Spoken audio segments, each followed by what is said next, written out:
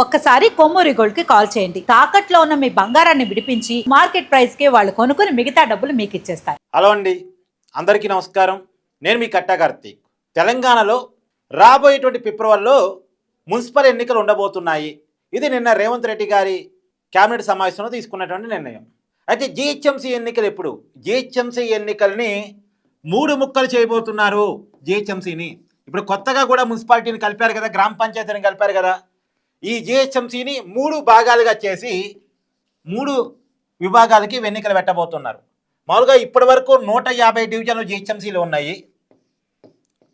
ఇప్పుడు కలిపిన దాంతో కలిపి దగ్గర దగ్గర 300 డివిజన్లు అవుతున్నాయి. ఈ 300 డివిజన్ని 100 ఇలా చేస్తారని ఒకటి నడుస్తుంది. లేదు, ఈ 150ని ఇలాగనే ఉంచి ఈ కలిపినటువంటి అదనపు 150 డివిజన్లు ఏవైతున్నాయో వాటిని 2 భాగాలుగా చేసి ఎన్నికలు పెడతారనేది ఇంకోటి నడుస్తూ ఉంది. ఇంకా ప్రభుత్వం నుంచి ఒక క్లారిటీ లేదు. కానీ జిహెచ్ఎంసీని 3 భాగాలుగా చేసి 3 కార్పొరేషన్లుగా మార్చి 3 కార్పొరేషన్లకి కూడా కార్పొరేషన్ ఎన్నికలు నిర్వహించాలని చెప్పేసి అనుకుంటున్నట్టుగా మాత్రం నిన్న కామెంట్ సమావేశంలో చాలా క్లియర్గా మనకు అర్థమైపోయింది. అంటే ఇంకోటి 3 మేయర్లు ఉంటారు. 3 కార్పొరేషన్ ఎన్నికలు, 3 మేయర్లు. ఇప్పుడున్న జిహెచ్ఎంసీ కాక ఏదో సైబరాబాదు మున్సిపల్ కార్పొరేషను, ఇంకొక మున్సిపల్ కార్పొరేషన్, మొత్తం 3 భాగాలుగా ఎన్నికలు జరుగుతాయనేది మాత్రం క్లియర్ కట్గా తెలుస్తోంది. ఇంకా రియల్ టైం ప్రపోజల్స్ వచ్చిన తర్వాత, రియల్ టైంలో గవర్నమెంట్ ఆలోచన ఏ రకంగా ఉంది అని తెలుసుకున్న తర్వాత మళ్ళీ మాట్లాడుకునేటువంటి ప్రయత్నం చేయొచ్చు. కానీ జిహెచ్ఎంసీ ఎన్నికలు మాత్రం ఫిబ్రవరిలో ఉండవు. ఫిబ్రవరిలో నిజానికి జిహెచ్ఎంసీ ఎన్నికలు పెట్టాలి, కానీ పెట్టబోవట్లేదు అనేది మాత్రం క్లియర్గా అర్థమవుతుంది. మిగతా మున్సిపాలిటీల ఎన్నికలు అయిపోయిన తర్వాత, జిల్లాల కార్పొరేషన్ ఎన్నికలు అయిపోయిన తర్వాత జిహెచ్ఎంసీ ఎన్నికల్ని పెట్టేటువంటి అవకాశం కనపడుతూ ఉంది. మరి ఎంపీటీసీ జడ్పీటీసీ ఎన్నికలు ఎప్పుడు? ఇప్పుడైతే సర్పంచ్ ఎన్నికలు అయిపోయినాయి. సర్పంచులు నిన్న ప్రమాణ స్వీకారాలు కూడా చేశారు. అదే వాళ్ళ పరిపాలన స్టార్ట్ అయిపోయింది. ఇప్పుడు మరి ఎంపీటీసీ జడ్పీటీసీ ఎన్నికలు ఎప్పుడు? ఒక క్లారిటీ లేదు. మామూలుగా జనవరిలో పెడతారని మొదట్లో అనుకున్నారు. ఫిబ్రవరిలో మున్సిపల్ ఎన్నికలు పెడుతున్నారంటే జనవరిలో ఎంపీటీసీ జడ్పీటీసీ ఎన్నికలు పెడతారని అనుకున్నారు. కానీ పెడుతున్నట్టు ఏం కనపట్లేదు. ఎందుకంటే ఎంపీటీసీ జడ్పీటీసీ ఎన్నికలు పెట్టాలంటే ఇప్పటికే రిజర్వేషన్ సిస్టమ్ మీద కూర్చోవాలి.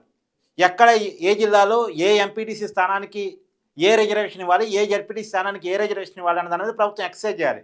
ప్రభుత్వం వైపు నుంచి నిన్న క్యాబినెట్ కూడా ఆ ఎక్సైజ్ కనపడలేదు కాబట్టి, ఎంపీటీసీలో జడ్పీటీసీలో ఊసేయలేదు కాబట్టి, కొద్దిగా మేబీ ఈ మున్సిపల్ ఎన్నికలు అయిన తర్వాత ఎంపీటీసీ జడ్పీటీసీ ఎన్నికలు పెట్టే అవకాశం ఉన్నట్టు కనపడుతూ ఉంది. ఏదేమైనా ఒక ఎన్నిక ముందు ఇంకొక ఎన్నిక తర్వాత మోస్ట్లీ వచ్చే ఏప్రిల్, మే, జూన్ వరకు అన్ని రకాల ఎన్నికలు, మున్సిపల్, కార్పొరేషను, ఈ జిహెచ్ఎంసీ, తర్వాత అలాగే ఎంపీటీసీ జడ్పీటీసీ ఎన్నికలు మొత్తం కూడా ఏదైనా 2026 మే, జూన్ లోపల కంప్లీట్ అయ్యేటువంటి అవకాశం అయితే ఉంది. కొద్దిగా అటు ఇటుగా ఇప్పుడు గ్రామ పంచాయతీల ఎన్నికలు అయిపోయినాయి కాబట్టి గ్రామాల్లో కాంగ్రెస్ పార్టీ బాగుందని కాంగ్రెస్ పార్టీ భావిస్తుంది కాబట్టి దగ్గరగా 7,000 పైచీలకి గ్రామ పంచాయతీలని కాంగ్రెస్ పార్టీ గెలిచింది కాబట్టి కాంగ్రెస్ పార్టీ సంబంధిత అభ్యర్థులు. ఇక నెక్స్ట్ మున్సిపాలిటీలో మనం సత్తా చాటాలి. అన్ని ఎన్నికలు ఒకసారి పెట్టుకుంటే ఇబ్బంది అవుద్ది. ఒక ఎన్నిక తర్వాత ఒక ఎన్నికని చూసుకుని వెళ్ళిపోదామని చెప్పేసి ఇప్పుడు పట్టణాల మీద ఫోకస్ పెట్టారు. మున్సిపాలిటీలు, తర్వాత కార్పొరేషన్లు, తర్వాత కార్పొరేషన్లో భాగంగా జిహెచ్ఎంసీని కూడా 3 భాగాలుగా చేసే ఎన్నికలు. కాకపోతే ఫిబ్రవరిలో అయితే జిహెచ్ఎంసీ ఎన్నికలు ఉండవు, అంతవరకు క్లియర్. అది కొద్దిగా 1 నెల 2 నెలలు వెనక్కి వెళ్ళేటువంటి అవకాశం ఉండొచ్చు.